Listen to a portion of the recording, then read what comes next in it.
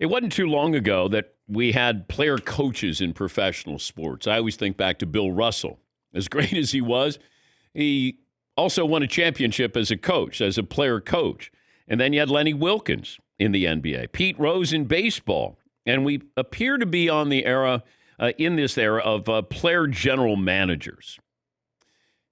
Not player coaches, player general managers. And it's a trend towards player empowerment. And it probably started with the NBA super teams, probably LeBron James when you think about it. Although Charles Barkley tried to do it, Scottie Pippen tried to do it, where you're trying to latch onto a team.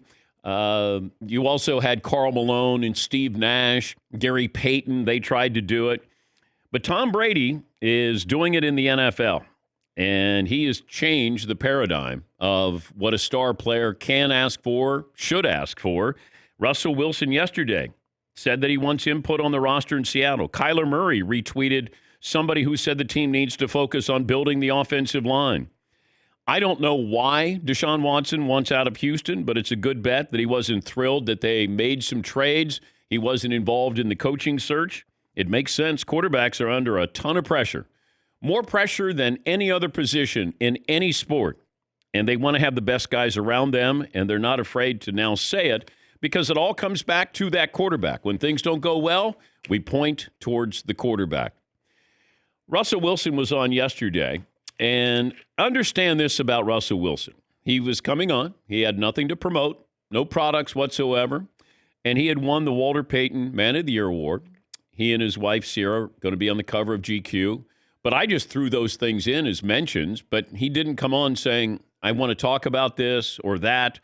And I could tell from early on, when I started to do some research here on the number of times he had been sacked, I was shocked that he's averaged over 40 sacks per season. So 44 sacks per year. And then you start to extrapolate and you go, he's been sacked nearly 400 times. And then you got, how many times has he been hit? Let's say you pile on another 400 with that. And it felt like Russ had something to say. But understand, we've known Russ since he was in college at Wisconsin.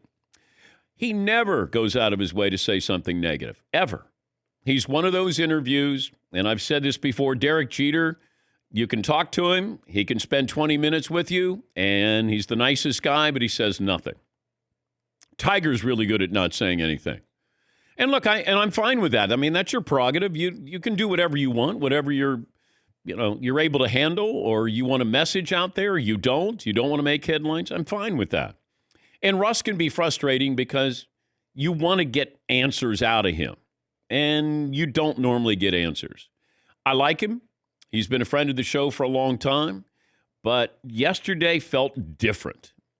And I realized after I pressed him a little bit that he wanted to say something. And then I realized, okay, if he's going to stay in the deep end of the pool, then let's keep firing questions here. And at one point, he kind of went long-winded, and he didn't say anything. And I basically say that's a long-winded way of not saying anything. And then I have to come back and kind of hit him with something. And you'll hear that when I asked Russell Wilson yesterday, do you have any say in Seattle's free agency or draft picks?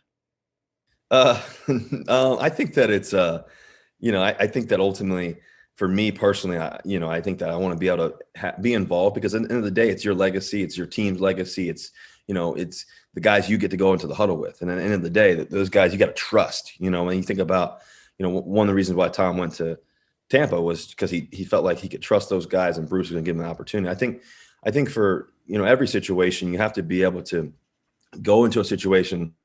You think about guys like LeBron. He was able to be around great players that he can trust. I think for me, anytime you bring free agents in, other players, you want the best players, guys who love the game, guys who want to be a part of that. And as a player, you kind of know that. You get to be around Pro Bowls. You get to kind of see these guys. You get to be in the huddle with the linemen or receivers, or get to be around defensive guys. And so you kind of build that over time and get to see who can really play. As a player, you really know. So I think that relationship's really key, and that dialogue between, especially being a veteran player, that dialogue is really important. Okay. After I heard that, I thought he didn't answer the question. And then I said, that's a long-winded way of not really answering the question. So then I followed up by saying, are you involved in personnel decisions?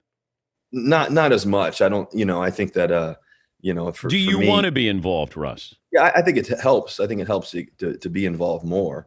But I think that dialogue should happen more often, in my opinion. Now, Russ is smart enough to know that this is going to be picked up because this turned out to be the number one story in sports yesterday. SportsCenter led with it. Around the Horn, pardon the interruption. Everybody touched on it. NFL Network, Fox Sports. And Russ wanted to get a message out there. But also understand this, and I truly took this away. This was the one thing I kept taking away from it yesterday afternoon, is Russell was at the Super Bowl getting the Walter Payton Man of the Year award, sitting with the commissioner, and he's watching Patrick Mahomes, the future of the sport, and Tom Brady at age 43. And he mentions Tom by name, that he's watching Tom Brady, who said, hey, I'm leaving New England. I'm going to Tampa, and I'm going to bring in some players, Antonio Brown, Rob Gronkowski, and Leonard Fournette. So in 1 year, during a pandemic, no preseason, he cobbles together some other guys to join him in this lineup, and they win a Super Bowl. And Russ is probably going, what am I doing? What are we doing? Are we a 10-6 team? Like, is that where I'm headed? I'm always going to be 10-6, and then we're going to struggle to, get into the playoffs or win a opening round game. And what's my future here? What's my legacy?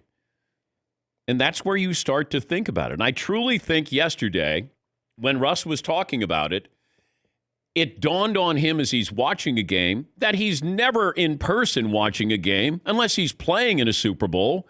He's watching Tom Brady going, why can't I do that, but do that now? Does he want out of Seattle? I don't know. This feels like it's more of a message. This is more of a subtle way of doing what Aaron Rodgers did.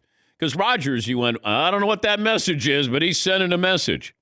But Russ is trying to say something without hurting people's feelings. But I truly believe he looked at Tom Brady and said, that should be me. Why is it Deshaun Watson was supposed to get a say in what was going on with the Texans? He's 6 years younger than me. Kyler Murray wants to have some say here. Aaron Rodgers wants to have some say here. Why don't I have any say in what's going on in Seattle? Offensive linemen. And then when I brought up the report by CBS Sports during the Super Bowl coverage, where Jason Lockenforest said there are teams who are calling Seattle about possibly trading for Russell Wilson.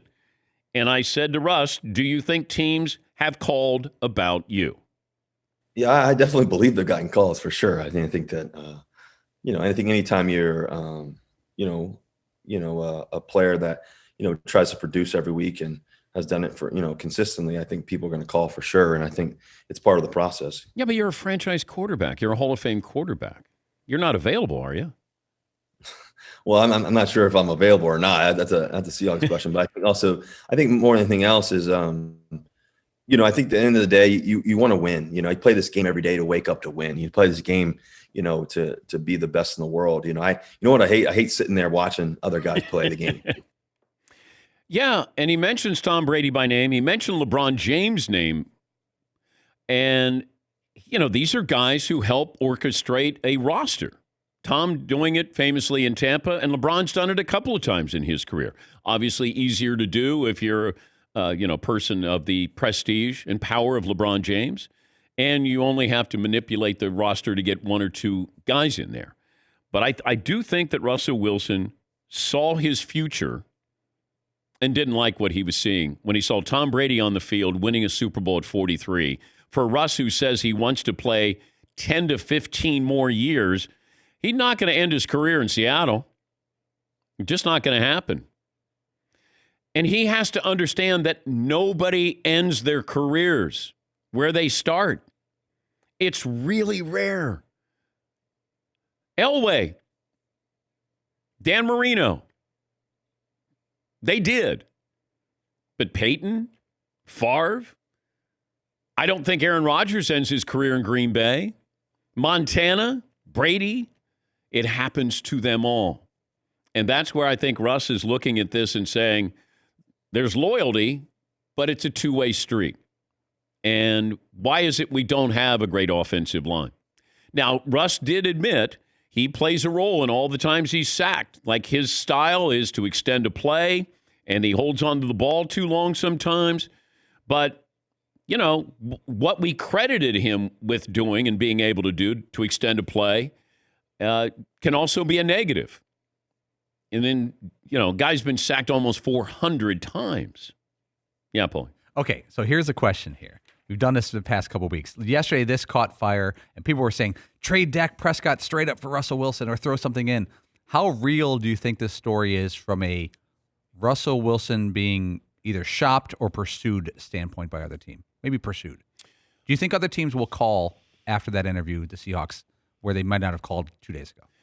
Well, the fact that somebody was calling already after this, sure. I mean, I certainly kick the tires on it. Like, if I'm the Miami Dolphins and we might be entertaining Deshaun Watson rumors, I'd call. Who knows? Now, if I'm the Colts, I don't know. Does it hurt just saying, hey, is he available? What would it take?